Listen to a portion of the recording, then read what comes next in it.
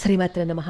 ఏదైనా కష్టం వస్తే ఎదుర్కోమని చెప్పడానికి బదులుగా పారిపోయే పిరికి మందుని మనం నూరి పోసేస్తుంటాం పిల్లలకి. మడిమి తిప్పి పారిపోయేలా చిన్నప్పటి నుంచి అధైర్యం అనే మందుని పోసేస్తూ వచ్చాం. ఒకసారి బాలుడైన చిత్రసాలుడు తన తోటి రాజపుత్రులతో వింధ్యవాసిని అమ్మవారి ఆలయానికి పూజ కోసం వెళ్తాడు. అక్కడ పువ్వులు కోస్తూ ఉంటే ఒక ముసల్మాన్ సైనికుడు వచ్చి, వింధ్యవాసినీదేవి మందిరం ఎక్కడా అంటాడు.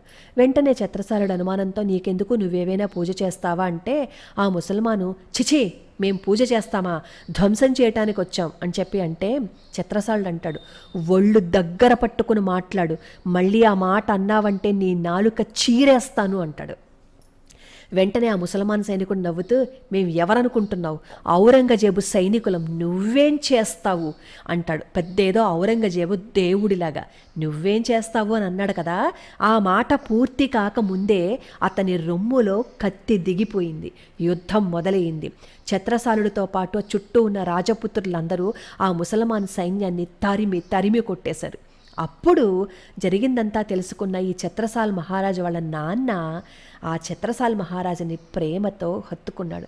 చిన్నప్పటి నుంచి మనం పిల్లలకి నూరిపోయవలసింది ధైర్యం అనే మందుని తప్ప మడిమ తిప్పి పారిపో అని చెప్పటం కాదు.